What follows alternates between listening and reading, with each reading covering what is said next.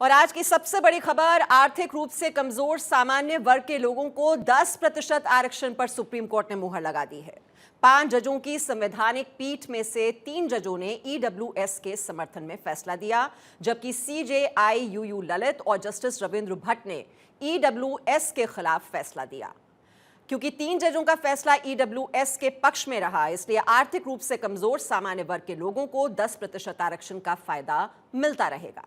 तो आज का ये बहुत बड़ा फैसला, सुप्रीम कोर्ट ने अब इस बात पर मुहर लगा दी है, यानी कि जो आर्थिक रूप से कमजोर सामान्य वर्ग है, अब उसको आरक्षण मिलेगा। ये 10% आरक्षण का प्रावधान इसमें रखा गया है। तो 3-2 से सुप्रीम कोर्ट ने इस पर मुहर लगा दी, यानी कि 5 जजों में से 3 जज इसके पक्ष में थे और 2 जजों ने इसके खिलाफ फैसला सुनाया। लेकिन चूंकि मेजॉरिटी जो थी वो इसके पक्ष में थी, इस वजह से इस फैसले पर अब मुहर लगा दी गई है।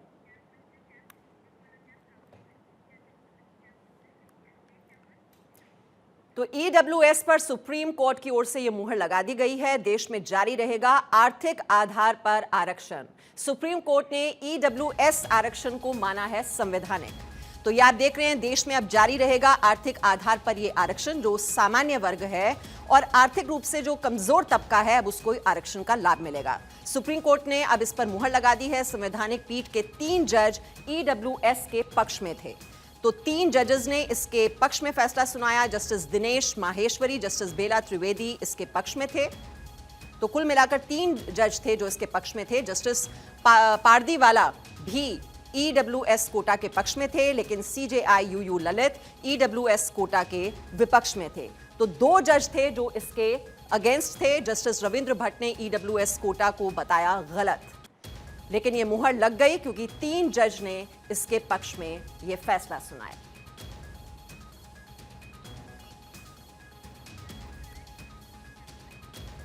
तो सुप्रीम कोर्ट ने 3-2 के बहुमत से 10% ईडब्ल्यूएस आरक्षण को सही ठहराया। वहीं कोर्ट के इस फैसले पर भारत 24 ने याचिकाकर्ता के वकील शादान फरासत से खास बातचीत की। ईडब्ल्यूएस कोटे पर सुप्रीम कोर्ट ने ऐतिहासिक फैसला सुना दिया है। इसी मुद्दे पर हमारे साथ बातचीत करने के लिए मौजूद हैं याचिकाकर्ता के वकील हैं शादान फरासत। सर, इस फैसले को कैसे देख रहे हैं? 3-2 से ये फैसला है, यहाँ तक कि सीजीआई ने इस कानून के खिलाफ जाकर फैसला दिया है।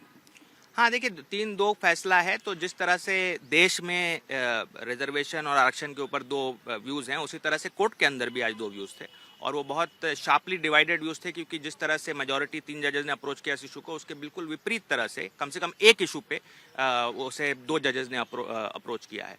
तो एक तरफ है कि जो रिजर्वेशन है उसकी प्रक्रिया 70 साल 75 साल तक चली है, उसे अब किसी तरह से असेस करने की ज़रूरत है, जबकि उन्होंने ये नया रिजर्वेशन ये जो ऑब्जर्वेशन है, नया रिजर्वेशन को परमिट करते हुए ऑब्जर्वेशन मेजॉरिटी ने दी है। दूसरी तरफ का व्यू ये है कि अभी जो स्टेटस है बैकवर्ड क्लासेस ग्रुप्स का, उनका अगर आप इकोनॉमिक क्राइटेरिया पे दे भी रहे हैं, वो परमिटेड भी है और वो अग्री करते हैं बाकी 3 जजेस से कि हाँ आप इकोनॉमिक बेसिस पे दे सकते हैं, तब भी उनको एक्सक्लूड करना, क्योंकि वो इनफैक्ट सबसे पुअरेस्ट हैं, वो सबसे गरीब हैं हमारे। और ये सरकारी रिपोर्ट जिसके बेसिस पे अमेंडमेंट किया गया था, वो भी कहती है कि बैकवर्ड कास्ट जो है वो सबसे पुअरेस्ट हैं। तो उनको एक्सक्लूड करना ये एक असंवैधानिक तरीका था इस अमेंडमेंट को लाने का। और अगर लाना भी होता तो सिर्फ इकोनॉमिक क्राइटेरिया पे लाना था और कास्ट के बेसिस पे फिर उनको एक्सक्लूड नहीं करना था, स्पेशली दोज जिनको हिस्टोरिकली भी जिन पे डिस्क्रिमिनेशन हुआ है और जिनका अभी भी सोसाइटी में एक्सेस बहुत पुअर है। लेकिन कोर्ट ने अपने फैसले में कहा कि जातीय जो आरक्षण होता है उससे इसे जोड़ा नहीं जा सकता। नहीं, जातीय आरक्षण जो है उसको तो सरकार ने ही जोड़ दिया अमेंडमेंट करते समय ना। जब आपने इकोनॉमिक क्राइटेरिया पे दिया और सिर्फ कुछ जातियों को दिया, जो अगड़ी जातियां हैं और जो पिछड़ी जातियां हैं, उनको आपने अमेंडमेंट से एक्सक्लूड कर दिया, तो इसका जो कास्ट के बेसिस पे वो तो अमेंडमेंट में ही आ गया। उसमें तो हमने तो ये चैलेंज किया था कि जो कास्ट के बेसिस पे एक्सक्लूजन है वो गैर संवैधानिक है। तो ये जो कास्ट को लाना इकोनॉमिक क्राइटेरिया में, वो सरकार ने अमेंडमेंट के थ्रू किया। तो क्या यही वजह है कि राइट टू इक्वालिटी के खिलाफ माना है सीजीआई यूयू ललित और जस्टिस रविंद्र भट्ट? वो एक मेन वजह, जितना आज उन्होंने अपना डिसीजन रीड आउट किया कोर्ट में, वो एक मेन वजह है कि अगर हम गरीबी को भी एक अपना मापदंड लेके मानते हैं, तो सारे गरीबों को आप दो। जो 100 रुपये हर दिन कमा रहे हैं, उसकी कास्ट को हटा करके, चाहे वो अगड़े कास्ट का हो या पिछड़े कास्ट का, अगर वो 100 रुपये कमा रहा है तो उसे रिजर्वेशन मिलना चाहिए। लेकिन ये अमेंडमेंट वो नहीं करता है। ये अमेंडमेंट कहता है आप अगड़ी जातियों के अगर 100 रुपये कमा रहे हैं तभी आपको मिलेगा। तो क्या माना जाए ये जो फैसला है ये एक रास्ता खोल दिया है आर्थिक तौर पर आरक्षण का? जी बिल्कुल, एक नया ये तो देखिए जो हमारी संवैधानिक प्रक्रिया है उसमें जो आरक्षण की अंडरस्टैंडिंग थी आज तक की, उसमें ये एक नया पहलू खुला है आज।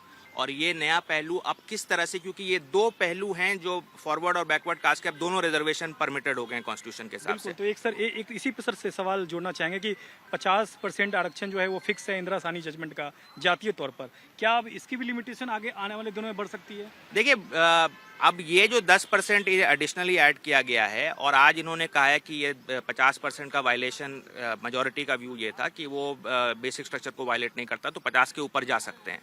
अब वो उन्होंने किस हिसाब से कहा वो ओपिनियन पढ़ के पता चलेगा, लेकिन एक बार आपने वो विंडो खोल दी पूरी 50 के ऊपर, तो कितना ऊपर जाएगा, किस किस आधार पे जाएगा, कहना मुश्किल है, क्योंकि हर कोई भी सरकार उसे मिसयूज करने की भी कोशिश कर सकती है। यानी कि 10 है तो कल 15-20 और किसी और कैटेगरी को भी आप ला सकते हैं, नई कैटेगरी बना देंगे, उसके लिए फिर आरक्षण कर देंगे। तो वो तो कैटेगरी बनाना तो सरकार को जो उस टाइम पॉलिटिकली फिजिबल रहेगा वो बना सकते हैं हमेशा। क्या सर इस मामले में आप याचिकाकर्ता हैं तो क्या मूव करेंगे, रिव्यू पिटीशन मूव करेंगे? देखिए अभी तो ओपिनियन हमने पढ़ी भी नहीं है, जो कोर्ट ने जितना पढ़ा था, मतलब ओरली कोर्ट ने रीड आउट किया वही हमें पता है। तो हम ओपिनियन को पढ़ेंगे, उसे डिटेल में एग्जामिन करेंगे और उसके बारीक पहलुओं को देख करके फिर एक डिसीजन लेंगे कि रिव्यू बनता है कि नहीं। तो रिव्यू बनता है कि नहीं इस पर डिसीजन लेंगे याचिकाकर्ता। ये थे सदान फरासत जो कि कह रहे थे कि इस पूरे मामले पे जो सुप्रीम कोर्ट का फैसला है वो कहीं ना कहीं राइट टू इक्वालिटी के खिलाफ है, लिहाजा सुप्रीम कोर्ट का के फैसले को डिटेल एग्जामिन करने के बाद इस मामले में रिव्यू पिटीशन पर विचार करेंगे।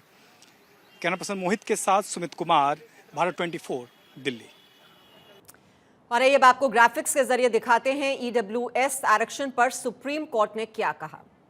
तो ईडब्ल्यूएस आरक्षण पर हम शुरुआत कर रहे हैं यहाँ पर कि अलग अलग जजेस की इसको लेकर क्या राय थी। तो जस्टिस दिनेश माहेश्वरी जो हैं उन्होंने कहा ईडब्ल्यूएस आरक्षण मौलिक अधिकार का उल्लंघन नहीं है, 50% का जो बैरियर है उसमें से सवर्ण आरक्षण नहीं है। और जस्टिस जो बेला एम त्रिवेदी हैं उनकी ओर से कहा गया कि संसद के इस फैसले को सकारात्मक रूप से देखा जाना चाहिए, पॉजिटिव वे में लिया जाए। संविधान ने समानता का अधिकार दिया है, इस फैसले को उसी रूप से देखिए। अब अगले जो जस्टिस हैं जेबी पारदीवाला, उन्होंने कहा आरक्षण अनंत काल तक जारी नहीं रखा जा सकता है, ये इनडेफिनेट पीरियड के लिए नहीं हो सकता, इसे निजी स्वार्थ के लिए इस्तेमाल नहीं होने देना चाहिए। मैं जस्टिस माहेश्वरी और जस्टिस त्रिवेदी से सहमत हूं। और जस्टिस रविंद्र भट्ट जो हैं वो कह रहे हैं कि आर्थिक आधार पर आरक्षण सभी वर्गों को मिलना चाहिए, इसमें एससी एसटी को शामिल नहीं किया गया है। तो इस पर सवाल उन्होंने उठाया कि एससी एसटी वर्ग को अलग क्यों रख दिया गया। मैं ईडब्ल्यूएस रिजर्वेशन देने के पक्ष में नहीं हूं, तो ये खिलाफ चलेगा इस फैसले के। और ईडब्ल्यूएस आरक्षण नहीं दिया जाना चाहिए, ये चीफ जस्टिस यू ललित की ओर से भी कहा गया। और ईडब्ल्यूएस आरक्षण देना ठीक नहीं है, ये उनका मत था, उनकी राय थी। तो 5 जजेस में से जैसा हमने आपको बताया ये 3-2, क्योंकि 3 जजेस के पक्ष में थे, इसी वजह से इस फैसले पर मुहर लग गई। और आइए अब आपको दिखाते हैं ईडब्ल्यूएस पर कब क्या हुआ। तो जो टाइमलाइन है उस पर भी हम नजर डाल लेते हैं। 9 जनवरी 2019 ईडब्ल्यूएस आरक्षण वाला जो बिल है वो पास करवाया गया। तो ये टाइमलाइन हम आपको दिखा रहे हैं। राष्ट्रपति रामनाथ कोविंद ने सहमति दी, ये 12 जनवरी 2019 की बात है। आगे बढ़ते हैं। 14 जनवरी 2019 सामाजिक न्याय मंत्रालय ने अधिसूचना जारी की। तो किस तरह से ये आगे बढ़ा वो हम आपको दिखा रहे हैं। सुप्रीम कोर्ट में 20 याचिकाएं दाखिल हुई, ये 14 जनवरी 2019 की ही बात है। और 7 नवंबर 2022 सुप्रीम कोर्ट ने ईडब्ल्यूएस आरक्षण को बरकरार रखा। तो ये आप देख रहे हैं टाइमलाइन, कहां से इसकी शुरुआत होती है। 2019 से इसकी शुरुआत हुई जब सरकार ने यह फैसला लिया, उसके बाद इसके खिलाफ कई याचिकाएं सुप्रीम कोर्ट में पहुंची और अब सुप्रीम कोर्ट ने इस पर मुहर लगा दी है। सुप्रीम कोर्ट के फैसले के बाद अब यह साफ हो गया है कि आर्थिक रूप से कमजोर सामान्य वर्ग के लोगों को 10% आरक्षण जारी रहेगा। अब आपको सुनवाते हैं कोर्ट के इस फैसले के बाद देश की जनता क्या कुछ कह रही है। सेलिब्रेशन इस बात का है कि कोई तो गरीबों के विषय के अंदर सोचने वाला प्रयास हुआ और ये प्रयास अच्छा कदम माननीय मोदी जी ने गुजरात के अंदर उठाया और अब सुप्रीम कोर्ट की मोहर लग गई। अब इसको कोई उखाड़ने का प्रयास नहीं कर पाएगा। देश में 10% का आरक्षण जो ईडब्ल्यूएस का सुप्रीम कोर्ट ने कहा है ये ठीक है, बशर्ते किसी और आरक्षण के अंदर किसी तरीके का कोई छेड़छाड़ ना हो। जो इसका सुविधा का लाभ उठा रहे हैं जिनको अब जरूरत नहीं है उनमें अगर कुछ कमी हो जाए, बट जो क्रीमी लेयर से नीचे EWS कैटेगरी के जो हैं उनको समर्थन, ये रिजर्वेशन मिलना बहुत जरूरी है। जो आरक्षण सुप्रीम कोर्ट ने जो कहा है वो योग्यता अनुसार देना चाहिए, जिसकी कैपेसिटी जैसी हो। अगर कोई पैसे वाला हो तो उसको आरक्षण नहीं मिलना चाहिए, योग्यता अनुसार आरक्षण मिलना चाहिए। तो सबकी अपनी अपनी राय है, मिलीजुली राय इस फैसले को लेकर सामने आ रही है।